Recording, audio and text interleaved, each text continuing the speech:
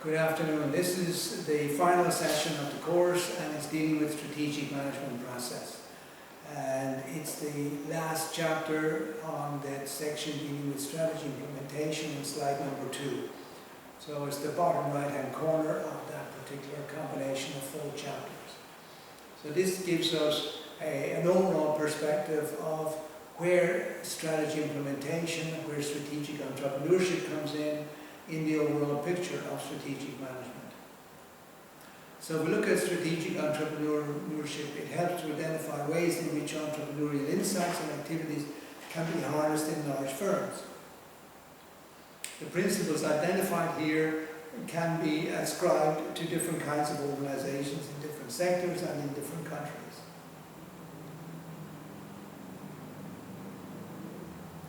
So if we look at the strategic direction of firms over the last number of years, we see from 1950 to 2010 a huge growth in the service sector and a fairly balanced amount of activity in the manufacturing section. So if you look at employment opportunities in countries that are doing the best at the moment are ones which have a well-developed service sector. Manufacturing used to be seen as the driver of economic development, but nowadays services seems to be the dominant driver of economic development within each country. Now, strategic entrepreneurship, we have looked at research on this, and the Kaufman Foundation has found that in recent years almost 100% of the new jobs in the US have been created by entrepreneurial firms less than 2 years old. Now it's small, medium enterprises that actually are the drivers of every economy. So if you neglect the small, medium enterprise, the MSMs, then you're talking about a focus on the large multinationals, but they're not the drivers in terms of economic development. They're not the ones that employ the most people in a country. So yes, big corporations do employ large numbers, but in reality, it's the small, medium enterprises that employ the largest number of people in every country. So when you're looking at corporate entrepreneurship and looking at entrepreneurship in general, you are looking at the drivers of economic development. Creating tomorrow's business requires a constant search for emerging opportunities. Now, one of the ways in which this can be accomplished is through innovation. So it's a key source of competitive success for firms competing in turbulent competitive markets. Innovation is intended to enhance a firm's strategic competitiveness and financial performance. But it's also about looking at collaboration. It's also about cooperative strategies, not just about competitive strategies. Entrepreneurs tend to demonstrate several characteristics which are different from the general population. These include being optimistic, highly motivated, willing to take responsibility for their projects, courageous, and in addition, entrepreneurs tend to be passionate and emotional about the value and importance of their innovation-based ideas. So entrepreneurs are people who are determined, who have a passion for what they do. They may not necessarily understand the big picture, but they're passionate about what they do understand, and that mindset and that entrepreneurial drive that they have is infectious, and it tends to carry over to the staff that they hire around them, who also pick up on that passion and help to drive entrepreneurial activity forward. Entrepreneurship is a top priority in many countries of the world. Finland, Germany, Israel, Ireland as examples, where entrepreneurship has been a major source of economic development and growth and expansion. So even though Ireland is a tiny little country with only 4.5 million population, it's the second largest supplier of software in the world. It also has 9 of the top 10 IT companies in the world, both hardware and software. It also has a large section of the pharmaceutical industry, and of course is a large food producing country. So when you look at entrepreneurship in those terms, you can see that even small countries can have a huge impact on the global business world.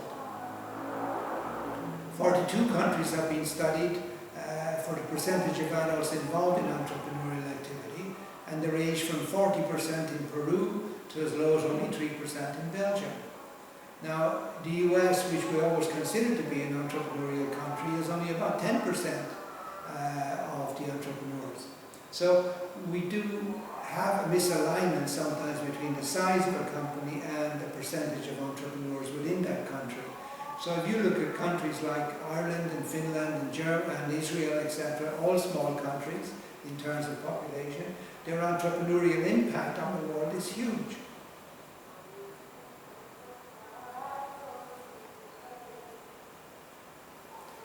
Now, when you're looking at internal innovations, we have cross-functional product development teams, we have horizontal organizations, we have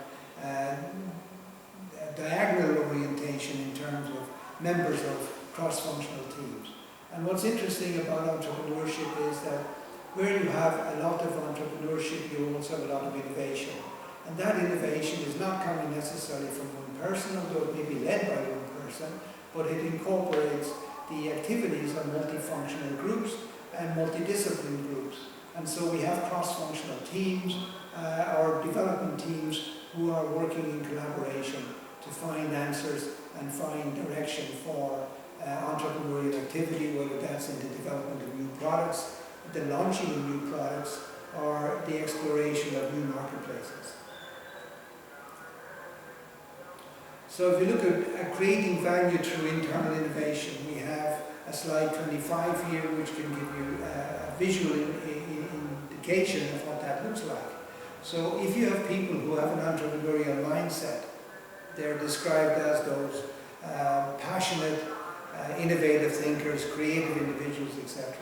You've got cross-functional product development teams. You have facilitating integration and innovation, which share values in entrepreneurial leadership, creating value through innovation, creating value through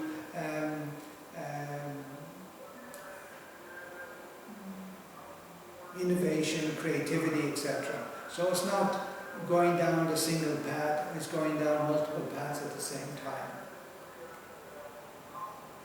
Knowledge is increasing rapidly throughout the world, and it's difficult for individuals and organizations to keep up to date with what's happening in the world today. So we need to begin to look at ways in which we can look at innovation and through acquisitions. Firms sometimes require companies to gain access to their innovations and to their innovative capabilities. This may be in terms of product development, it could be in terms of product launch, it could be in terms of new technology, etc.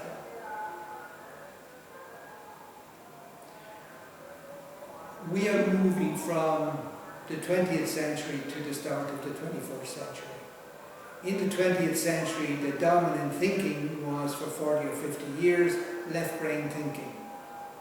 So that's the logical, deductive reasoning side of our brain.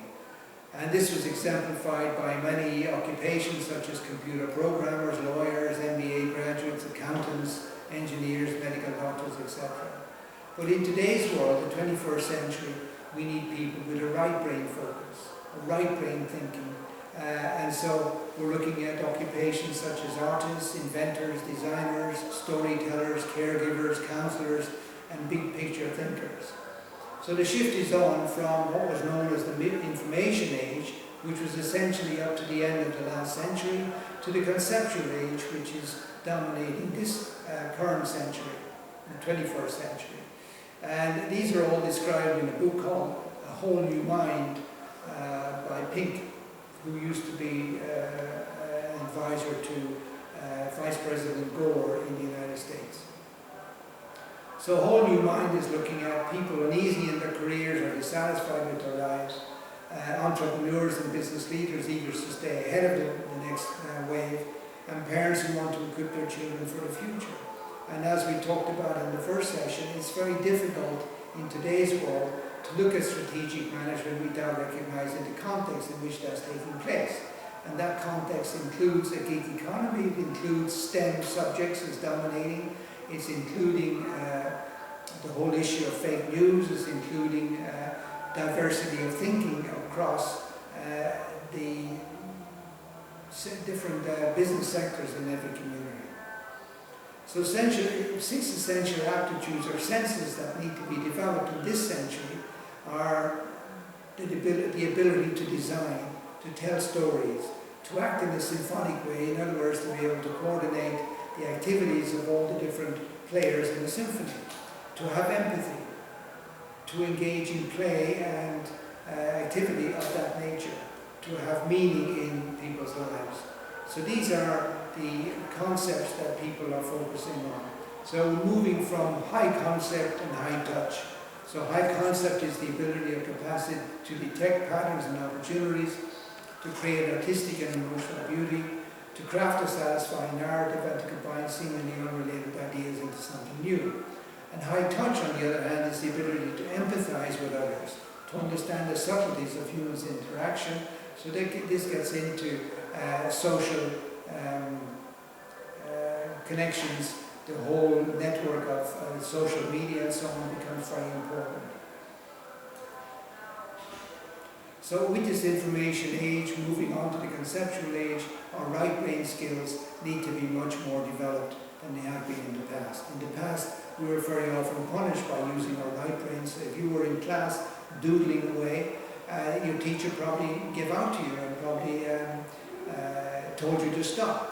But yet doodling and creative thinking like that, and even looking out the window, it can be very useful in terms of reflection and thinking about what you're learning and seeing ways in which that can be applied.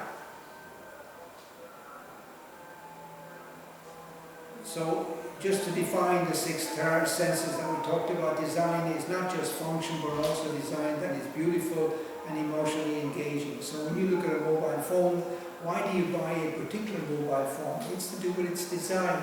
Why do you buy a different kind of computer? It's to do with its design. What kind of story can you tell? What kind of argument can you use to explain why this particular phone is better than another? This particular computer is better than another. This motorcycle is better than another. And then symphony focuses on putting the pieces together in a synthesis, seeing the big picture and crossing the boundaries and being able to combine disparate pieces into an interesting whole. Empathy is not just about logic, but it's also about understanding and fitting into the shoes of another person. So having an appreciation of where they're coming from and why they think the way they think, why they do the things they do, etc. Then play is not just seriousness, but also play. To increase laughter, games, and humor into our lives, our work-life balance needs to be enhanced with greater humor and activities of that nature. And lastly, most people today in work are looking at meaning. They need to bring meaning to their work. They're not just robotic people who are going through the motions in a robotic manner, but they actually want meaning from what they're doing. And that meaning is such an essential part of today's workforce.